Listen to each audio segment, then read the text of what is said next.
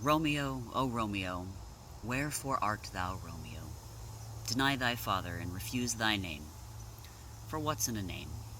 That which we call a rose by any other name would smell as sweet. Welcome to Tea Time, my friends, a place where I muse about my gender transition experience and in the process aim to comfort and inspire others to a greater level of self-awareness. I am Artemis, enjoying a cup of iced peppermint brownie cake pop, courtesy of the Rosenvine Gift Company. And I've started with this paraphrase of a famous Shakespearean quote because it cuts right to the core of the topic for this video, which is about the names by which we call ourselves. Specifically, for this channel, this is a particularly poignant subject for people who transition their identities to the point that they legally change their given birth names, a practice that many people find quite drastic and subsequently have many questions about. So, I'm going to try to tackle some of them here. Oftentimes, when I give my name or meet someone for the first time, I usually get the, "Whoa, Artemis, that's your name? That's pretty unique, that's cool." Embedded in that question is the belief that A, there is such a thing as a real name, and B, that a real name to them simply means the name you were given at birth, which for me, upon reflection, I found to be a questionable assertion. So let's break this down a bit. For starters, what's real to us in many cases is simply what we have chosen to accept as reality.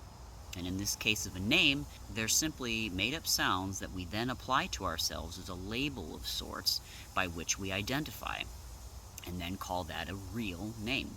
Then, when you think about it a little more, we are identifying with a label that was given to us by parents who didn't know who we were as people. Because let's face it, there wasn't much to know in the beginning besides feed it, change it, keep it warm. And that's exaggerated, but you get the point. This disassociation with a birth name may even be worse for people who didn't have a great welcome into this world and perhaps were given a name that may as well have been a number. So, now that I've potentially caused you to question the nature of your own name, let's talk about the implications of actually following through on changing it. It's not a decision to be taken lightly, and many things should be considered before legally changing your name. So let's go through some of them. For myself, as a transgender person, for starters, there was just no way that I could have kept my original name, knowing that I would eventually be passing in society as a man. It was incredibly feminine. Like, think floral kind of name. Not to mention, I never liked it, and so the discomfort caused by multiple factors made even laziness about changing it an unbearable condition for myself. As I mentioned earlier, it may not be transgender individuals who may wish to change their name. You may have plenty of reason to change it simply because it is a reminder of a family that you wish nothing to do with, or it really does not jive with who you are as a person.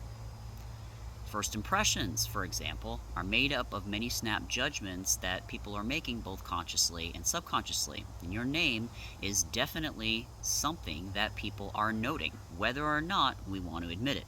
And I'm all about describing the elephant in the room in odoriferous detail, because I believe that there is tremendous benefit to talking about those things that feel like shame. So, take the name Bobby Sue, for example. My apologies to anyone out there listening if you have this name or know someone who does. I mean no offense. If you're here in the United States and I introduced you to Dr. Bobby Sue, who was going to be performing your brain surgery, on a scale of not to maybe, how comfortable would you be? Jokes aside, hopefully you see the point I'm trying to make.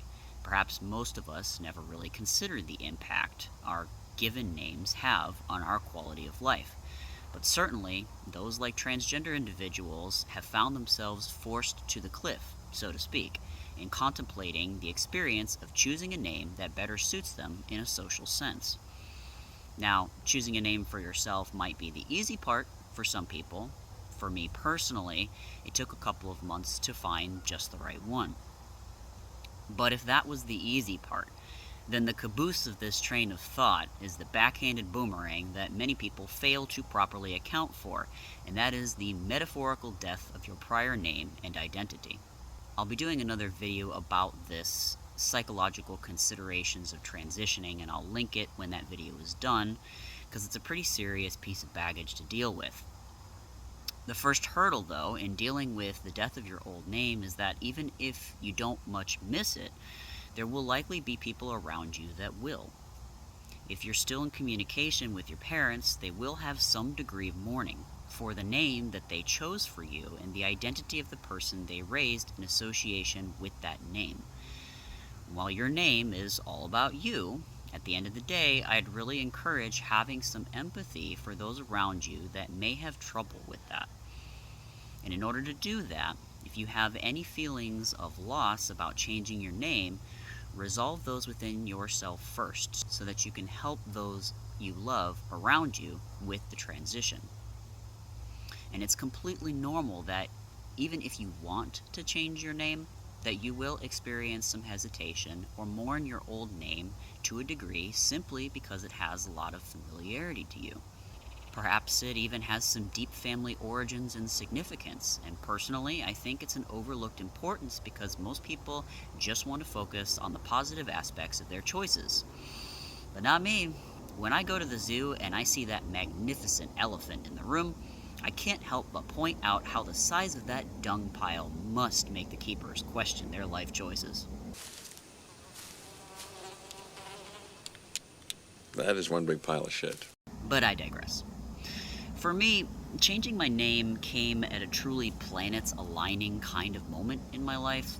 I was doing a ton of emotional therapy to sort out childhood baggage, reparenting myself, and gutting out some very unsavory thought patterns, behaviors, and beliefs. And as I was doing that, I realized that many of these features of gender transitioning would really add to my quality of life. So, for me, changing my name and stepping into a very evolved and masculine expression was quite literally becoming a different person in many ways, and was akin to a rebirth of sorts that was both spiritual and symbolic. It may not be quite that epic for many people, but the core concept is still that changing your name will trigger a death of sorts that must be processed internally and in your external world. One last thing that I will quickly address is the concept of dead naming within the transgender community. Now, for those of you that don't know, dead naming is when somebody calls a transgender person by their original name and not their chosen name. Now, as I said before, people who were in your life pre-name change will likely have a little bit of trouble with it too, in the beginning. Hell, it's normal for the person who changed their name to have a little bit of trouble with it too. Having said that, having some compassion, empathy, and understanding for those people when they slip up is truly the most loving way to go. Some extremely unempathetic and tyrannical individuals and their supposed allies will demand that you never use their dead name, threaten consequence if you do, and in general proclaim that using their old name is tantamount to violence and severely damages their psychological state. These people do not represent the community as a whole, but rather are textbook examples of narcissists, and either need a ton of therapy or a wide berth. And that's all I got to say About that.